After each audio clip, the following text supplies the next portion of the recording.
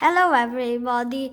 Today I'm going to read a book called Captain Underpants and the invention of the incredibly naughty cafeteria ladies from outer space and the subsequent assault of the equally evil lunch zombiners. And this will be my third book of Captain Underpants.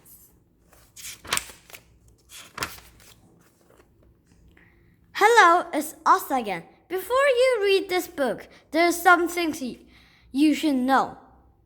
So, Harold and I have created this informative pamphlet to fill you on the details. Please don't let this comic fall into the wrong hands. Episode 1: The Phaeton Principle. A long time ago, in an elementary school far, far away, there were two cool kids named George and Harold. We rule, me too. They had an evil principal named Mr.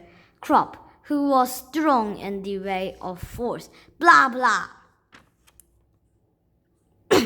He forced them to study. Blah, blah, blah. He forced them to clean. Blah, blah, blah.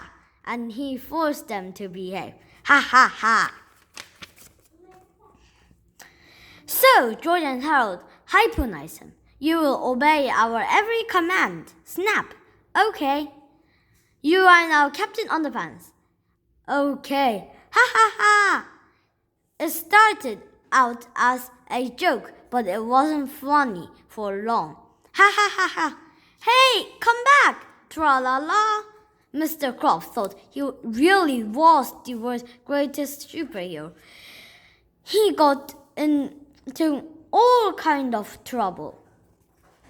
George and Harold had to save him and the entire planet twice. Now the only way they can turn Captain Underpants back into Mr. Crop is pour water over his head. But the worst part is that George and Harold have to keep an eye on Mr. Crop. Blah, blah, blah. Because for some strange reason, whenever he hears somebody snap their fingers, snap, he turns back into you-know-who. Tra-la-la. So whatever you do, please don't snap your fingers around Mr. Crop. You heard the man. Please, please, please don't snap those fingers. This has been a public service announcement from George and Harold, who still Danny everything. Chapter 1: George and Harold. This is George Beard and Harold Hutchins. George is the kid on the left with the tie and the flat top. Harold is the one on the right with the t-shirt and the bad haircut. Remember that now. Today's lunch: new tasty cheese and lentil pot pies. If you were looking for a few words to describe George and Harold, you might come up with kind, funny, smart, determined, and deep. Just ask their principal, Mr. Crop. He'll tell you that George and Harold were kinda funny-looking smart Alec who are determined to drive everybody off the deep end. But don't listen to him. George and Harold are actually very clever and good-hearted boys. Their only problem is that they're fourth graders. And at George and Harold school, fourth graders are expected to sit still and pay attention for 7 hours a day. George and Harold are not very good at that. The only thing George and Harold are good at is being silly. Unfortunately, George and Harold's silliness gets them into trouble. Well, every now and then. Sometimes it gets them into a lot of trouble. And one time, it got them into so much trouble, it almost cost the entire earth to destroyed by an army of giant evil zombies. But before I tell you that story, I have to tell you this story. Today's lunch: nasi tola PP sandwiches. Chapter 2: The Evil Space Guys. One dark, clear night at Picua, Ohio, a flaming object was seen striking across the quiet midnight city. It shone brightly for a second or two, then fizzled out just above John Hortwitz Elementary School. Nobody gave it a second thought. The next day, everything seemed pretty normal. Nobody noticed anything different about the school. Nobody paid any attention to the roof. And of course, nobody looked up and said, "Hey, what's that big spaceship thingy doing on the roof of the school?" Perhaps, if they had, the horrible ordeal that followed might never have happened. And you wouldn't be sitting here reading about it right now. But they didn't. It did. And, well, here we are. As we can all plainly see, there was a spaceship on the top of the building, and inside that spaceship were three of the most evil, hilarious, and the miraculous spaceman ever to set foot on the roof of a small mid-world elementary school.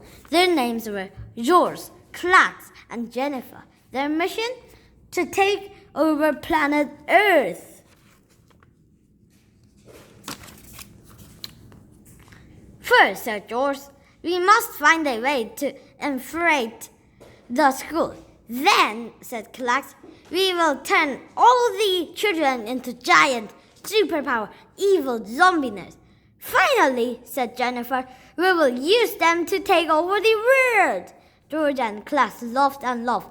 "Silence, you fools," barked Jennifer. "If our plan is to work, we mustn't wait until it's naturally confident. In the meantime, we will watch their every move on our telescope." Chapter 3: Fun with Science. Early that same morning, George and Harold were sitting in their 10:15 a.m. science class, making silly noise. "Meow!" George mewed softly, without moving his lips. "Rrr, rrr!" cried Harold, without opening his mouth. "There it is again!" exclaimed their science teacher, Miss Fight. Identically hear a cat and a dog in here." "We didn't hear anything," the children said, trying not to laugh.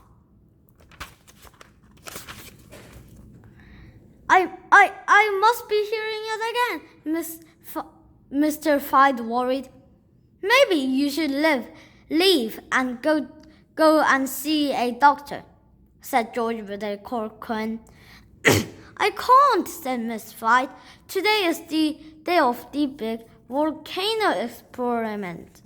The children all groaned. Miss Fight's science experiments were usually the most idiot things on Earth.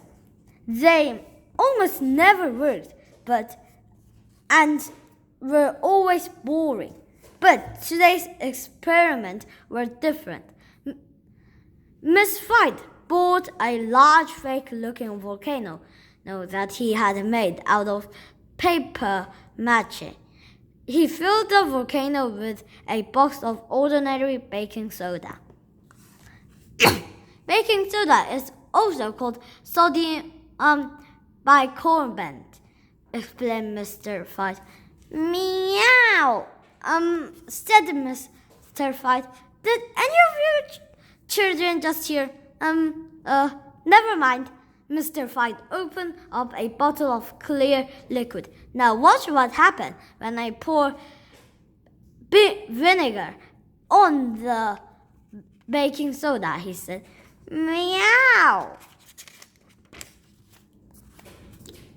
The children watched as the tiny volcano started to rumble.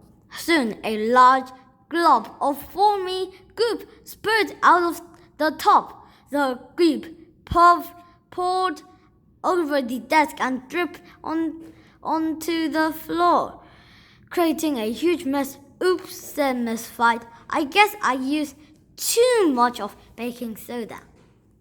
George and Harold were stunned. How did you do that? Asked Harold. Well, said Miss White, the vinegar acts as a liberating agent which releases the gaseous carbonate radical element of the sodium bicarbonate. Meow!